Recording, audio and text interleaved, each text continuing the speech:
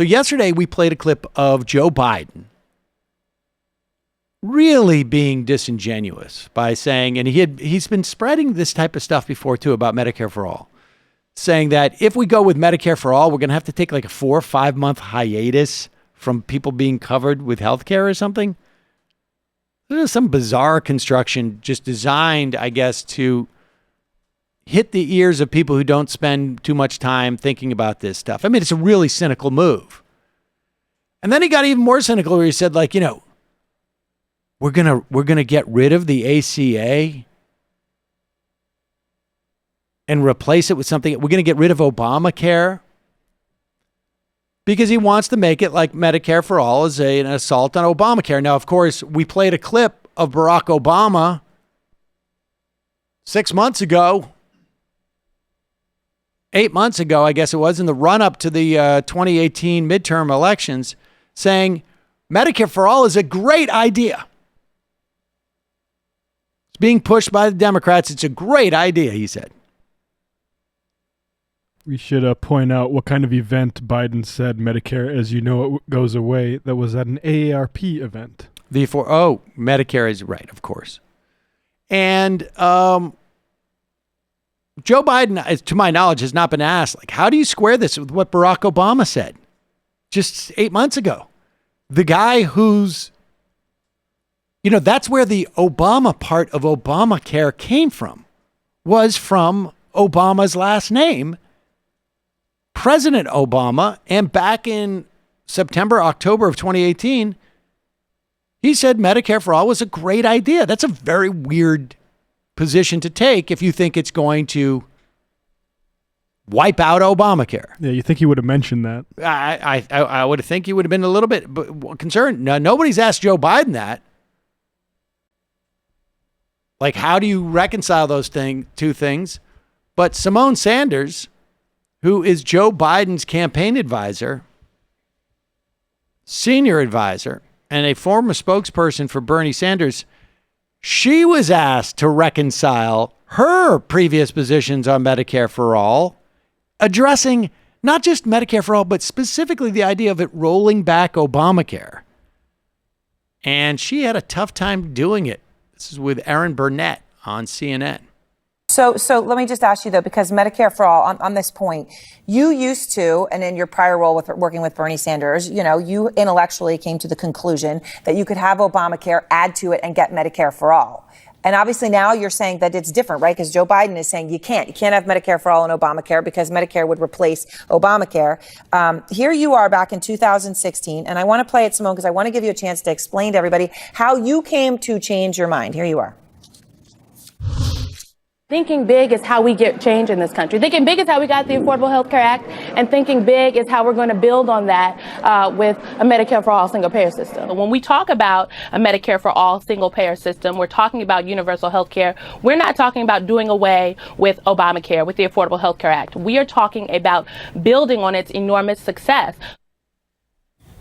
So now Joe Biden says that Medicare for All would get rid of Obamacare. What is he doing different? For just a second, because I unequivocally reject what is being set up here. What I just saw, to be clear, let me just be really clear for a second. Yes, in 2016, I served as the press secretary for Senator Sanders. I'm extremely proud of the work that I did on that campaign and the work that I have gone on to do since when I left the campaign in June of 2016. But let me tell you something. Talking about universal health care has been a very popular point in the Democratic Party. Has been, popular in places across the country. Frankly, it's popular with Republican voters and independents alike. But when you talk about health care, when you talk about coverage, we have to talk about specific plans. And in 2016, we were having these conversations. What Senator Sanders has put on the table is not an expansion of Obamacare. It is not.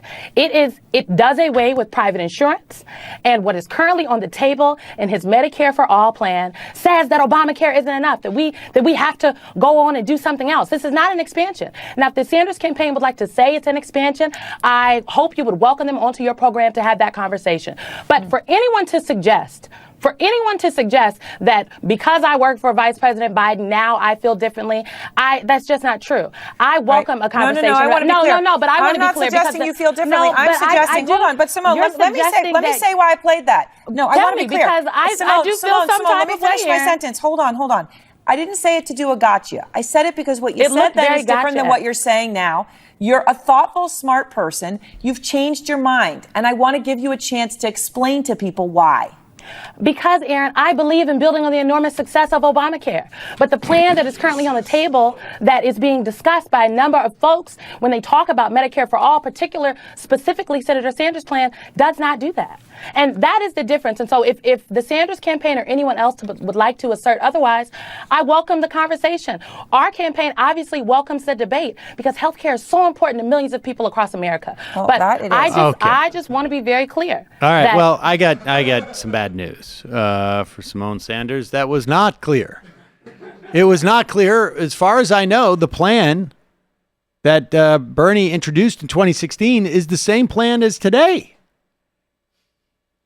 I don't think it materially changed in any way. Now, does it build on Obamacare? Well, yes, I would say it does. I mean, Obamacare was an expansion of Medicaid and was a subsidies to the private marketplace to deal with uninsured people who fell between employee based coverage and essentially government run insurance programs. Does it build on that? Yes. Whereas 20 million new people got health insurance through the Affordable Care Act, you will see another, I think, about 20 million people get health insurance under a Medicare for All program. Whereas Medicaid gave about 10 million people free access to doctors, to dentists, etc. Medicare for All will give that to 300 million people. So it's building on these things. In fact, one of the things that I remember the policy experts talking about with the Affordable Care Act, and I don't think it fully did this, but it came close. The idea was we get everybody in the barrel. We create the notion that healthcare is a right for all. Now, had Medicaid been able to be expanded in all the states across the country, you probably would have seen another 4 or 5 million people, 3 million people maybe getting health insurance. And the idea was to establish the right of American citizens to have quality health care, to have health insurance that would pay for it, right? I mean, we all theoretically have access to health insurance, to health care, even without our insurance. I mean, yeah, it may cost 10 or 15 grand to break your leg, but you have access to the care. You just got to make more money. But this Medicare for All does expand upon that. Of course it does. And the idea of like, I don't know, you got I'm going to very soon, Saul is going to transition from his 3-wheeled scooter to his 2-wheeled scooter. And this is not about abolishing the 3-wheeled scooter.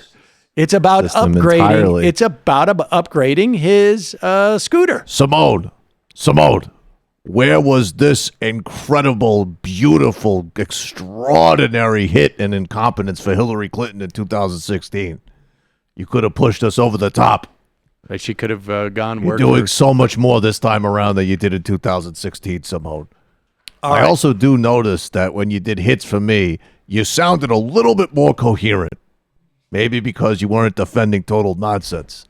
But you weren't that great to begin with. So why did you do undercover agent work for Hillary then as well? All right, That is let's the go. most charitable interpretation of Symone Sanders. She's Who knows? deep Sanders cover, man. That's very possible. She is trying. She is so committed to the Bernie Sanders agenda that she's willing to make an absolute ass of herself promoting Joe Biden. Look, it's a job. It's a hard thing to do. And I think the bottom line is less about her and more about the untenability of Joe Biden's position. I mean, that's what happens. I want to be clear about this. This is not a function of Symone Sanders. She's doing her job. That's her job.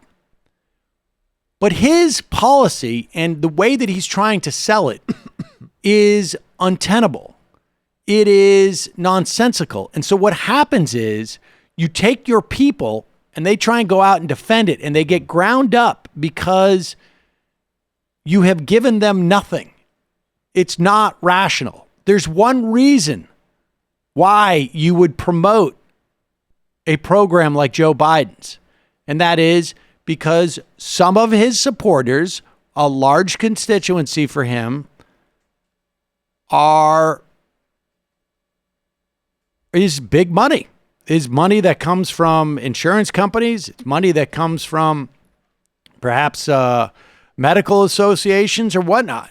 That's why you do it. And I mean, the odd thing is that they're upset about his proposal too, because they're going to be upset about any proposal. Remember, when the Affordable Care Act was being debated, all we heard from the hospitals was like, we're going to be closing a ton of hospitals. Some did close. The ones that closed had nothing to do with the Affordable Care Act.